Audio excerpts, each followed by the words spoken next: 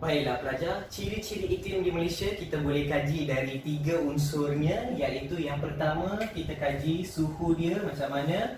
Okey, suhu maksimum dia berapa, minimum dia berapa, julat suhu dia berapa. Okey, kita kaji suhu. Yang kedua kita boleh kaji hujan. Okey, jumlah hujannya berapa, taburan hujannya macam mana. Okey, dan kita ada jenis hujan, hujan perolakan dan hujan bukit. Yang ketiga kita boleh kaji angin. Okey, kita ada angin monsun barat daya, angin monsun timur laut. Kita juga ada angin Sumatera dan yang terakhir kita ada angin tempatan, bayu laut, bayu darat. So ini yang kita akan tengok seterusnya. Kita akan kaji setiap satu ni lah, suhu, hujan dan juga angin.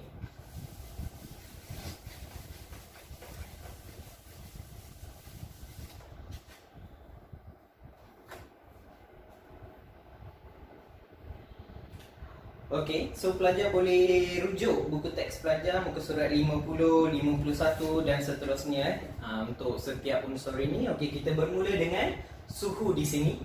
Okey, so suhu di Malaysia tinggi dan hampir sekata sepanjang tahun.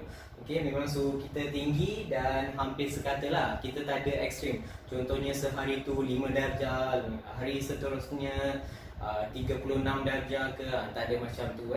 Kita konsisten, hampir sekata. Min suhu tahunan, okey, min suhu tahunan kita juga antara 27 darjah Celsius lah.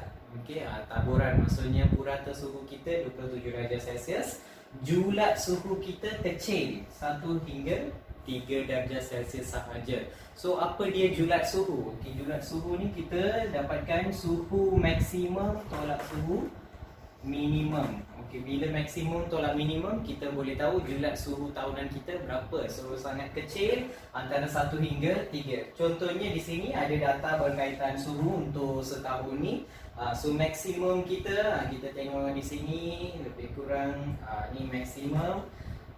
Minimum kita, okey, minimum kita 27 lah. Okey, 27.4 di sini. Okey, 27. So kalau 29 tolak 27, itu yang dikatakan julat suhu. Maksimum tolak minimum kita dapat julat yang sangat kecil 1 hingga 3 darjah saja. Okey, kalau kita bandingkan dengan iklim yang lain, contohnya gurun, so mereka ada suhu yang ekstrim. Okey, kalau waktu siang suhu dia boleh mencecah kepada 36 darjah Celsius. Tapi kalau waktu malam dia boleh jadi 5 darjah Celsius. So kalau maksimum tolak minimum untuk seharian itu dia boleh antara 17 darjah hingga 20 darjah Celsius. So julat dia boleh jadi sangat besar lah. Okey, kita tak macam tu. Kita sekata, kita tinggi dan sekata sepanjang tahun. So itu berkaitan dengan suhu, ciri-ciri suhu di Malaysia.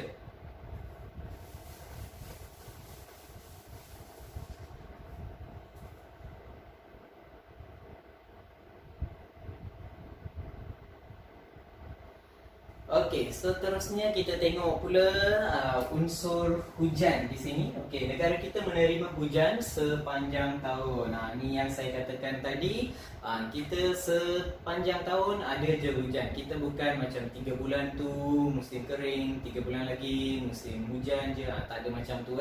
Kita sepanjang tahun ada hujan. Jumlah hujan tahunan di Malaysia adalah kira-kira 2,600 mm.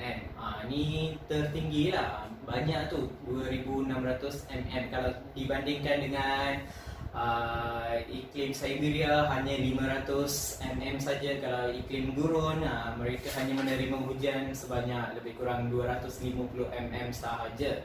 Okey, tapi kalau Malaysia kita menerima, atau iklim di Malaysia ni, iklim khatulistiwa ni menerima hujan 2,600 mm.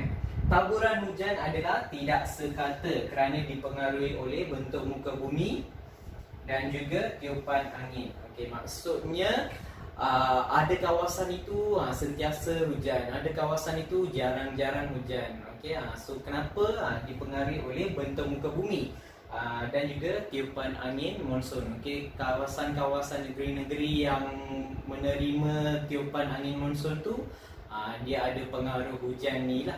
Okey, so itu nanti kita akan tengok Okey, hujan maksimum diterima sepanjang semasa peralihan angin monsun. Okey, ini nanti kita akan tengok masa kita belajar berkaitan angin nanti. Okey. Kita terus kepada jenis-jenis. Okey, jenis-jenis hujan di Malaysia. So ni dua jenis hujan di Malaysia.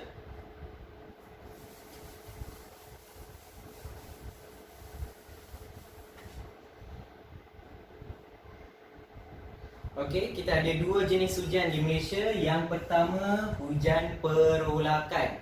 Yang kedua, hujan bukit. Okey, so apa dia hujan perolakan?